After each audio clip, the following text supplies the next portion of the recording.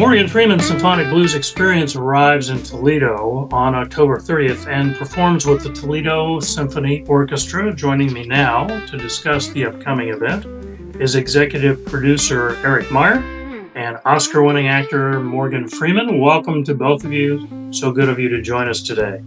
So Eric, the Toledo performance at the Peristyle is part of your nationwide tour, which is being billed as where the soul of the blues meets the magic of the symphony. I love that phrase. Where did the concept for the Symphonic Blues Experience come from? You know, it was just kind of a amalgamation and sort of a why not kind of question. I had seen a hip hop band out of Australia do something akin to this with the Adelaide Symphony and got a chance to meet with them in Seattle when they came to play.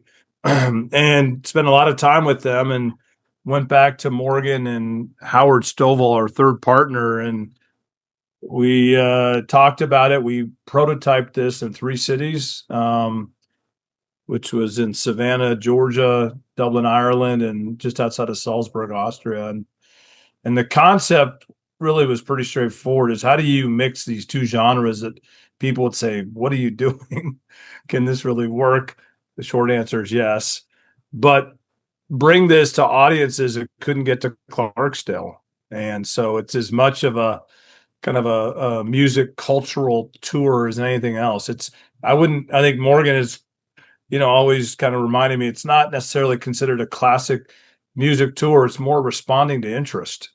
And so we partnered with an amazing agency called Park Avenue Artists out of New York City. And they went ahead and got a lot of interest with symphonies that they've worked with in the past to bring this really unique performance, which is a combination of blues fused with symphony, an incredible narration by Morgan that's done in a cinematic capacity, and then also video storytelling.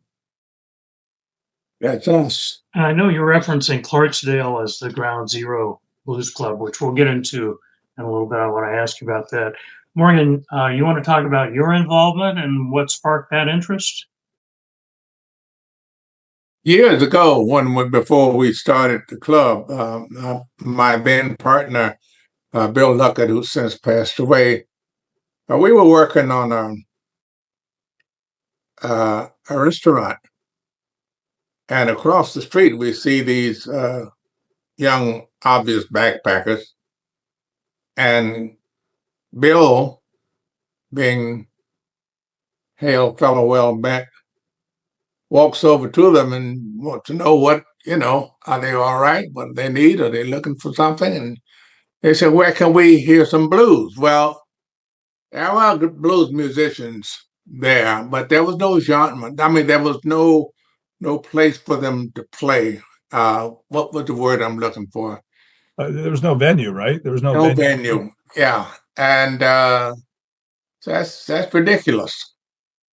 So we had to plug that gap, and so that was the inception. We found the building, created this juke joint, and the rest, as they say, is history. Yeah, so bringing the Mississippi Delta blues to Toledo, describe what the audience can expect to see and hear. Well, there is the original concept of the Delta blues. It's just guys singing the blues, playing a blues guitar, electrified now. And the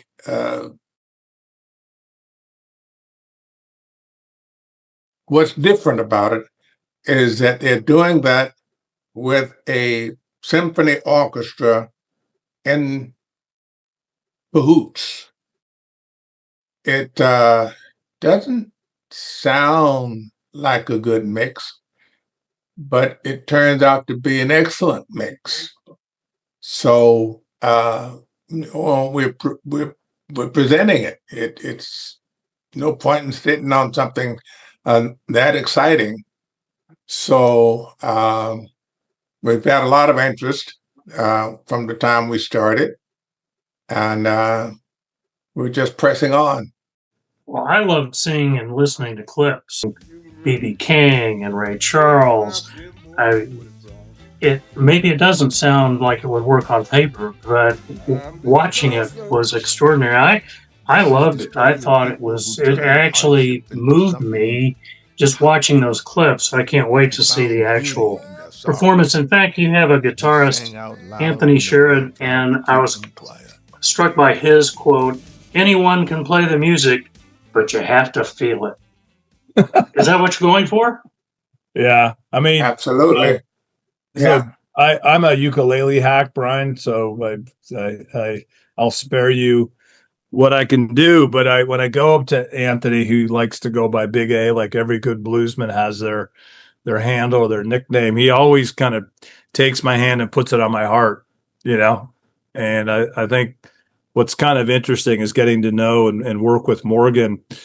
There's a lot of analogs. I think when Morgan would counsel me as he learns a role and he can speak to it, just the importance of touch and connection, and whether it's music or acting, you know, it's all part of it. Morgan, do you play or sing? Do you do anything musical? I yeah, I guess I've sort of been. My mother played the piano.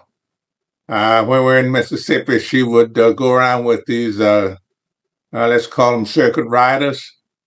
These preachers that would go out into the country, those little churches, and preach. She played the piano. That's my first induction. Then in school, I was with the high school band, played saxophone. And then, of course, in the 60s, I picked up the guitar, learned how to play it in a day or so, and was doing the folk thing. So I have this thing with music, like I guess most of Americans do, or most humans do.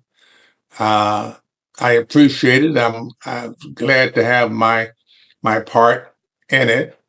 And now, thanks to Eric, primarily, we've got this occasion to keep going, to get deeper, and that's I think that's where I'm at in terms of music and the blues. I like music. People say, "Well, what kind of music do you like?" So I like any of it, any of it, except opera. Maybe I can't get a handle on opera. Yeah, Brian. Okay. I don't know if you saw, but Morgan graced the world with Al Green for New Year's on stage, which was cool. It was a bucket list item for not only probably Morgan, but for a lot of us. And you know, it's just good, right? It's a way to connect people, and I think if we do our job, my hope is after the concert, you'll come up to us and say, you know, you got a better understanding of the music, better understanding of the cultural impact of the music, but hopefully you will have had a great time. I think it unites people, music. I mean, it is kind of the universal language, right? It can transport you to a different place. And that leads me to my next question, which is about the visual elements. You have, as I understand it, you'll have a large screen there with elements. What will the audience be seeing? Yeah, I mean, it's basically just to complement the storytelling. I mean, if we do our job effectively, you will have enjoyed a music and a cultural event. And we were very focused and intentional on making sure that the visual piece kind of helps fill in the story of what was going on, the time this music was written, culturally, historically, but also kind of marries up with thematically the narrative of the music itself. Oh, let's that I don't know, to go back to at least to the 30s. The music itself goes back to the early 20s. This particular genre of the blues, this is what we call going back to the crossroads, Robert Johnson. and keep in mind, Brian, Morgan narrates this, so the connective tissue here is Morgan storytelling what's going on. So I think, again, for those that are not close to this part of American or history, music history, Morgan provides that thread. And in addition to the Toledo Symphony, you've got your own group of musicians traveling with you. They'll also be performing. What do they bring to the table? Blues. These they're actually Delta born, Delta raised, Delta taught. So they're authentic and not like old blues singers. I always think of them as being kind of late aged and ripened, but these are fairly young. And what we're hoping for with the foundation is to continue to encourage youngsters to carry on this style of music, this soul music. Which brings me to the Ground Zero Blues Club in Clarksdale, Mississippi. It's a relatively small town, about 14,000. What makes that venue special? Well, over the years, I think it has become a sort of shrine.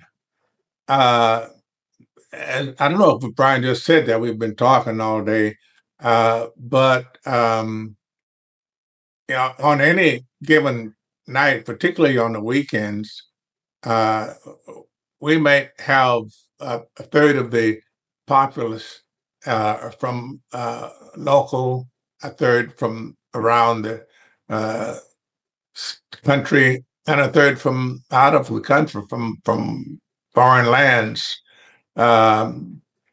We used to have flags of all the people who came to visit, and they would bring their own flags.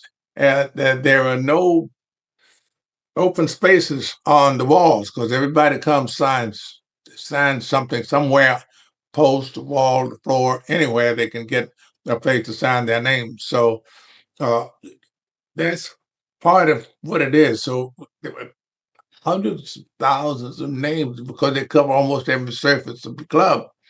And it's I think of it now as a sort of shrine. I just love the look of the building, and when I get to go there, I have that same feeling of this is it. This is where we belong. Gives you a thrill, doesn't it? I can tell. Yeah, I mean, Brian, it's a living shrine, right? So this is not meant to be kind of a stop historical. It is from a impact, but we're open 4 nights a week. We've had a number of venues. It's been filmed by everyone from BBC to 60 Minutes. But most importantly, I think one of the things that Morgan has really articulated the criticality of keeping this place authentic. And so someone asked me, how do you not turn this into Disneyland? And I say, walk into the men's room.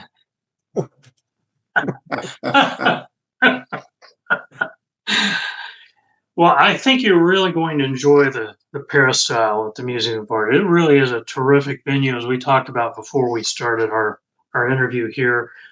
It sounds to me like neither of you have visited Toledo before. Is that correct?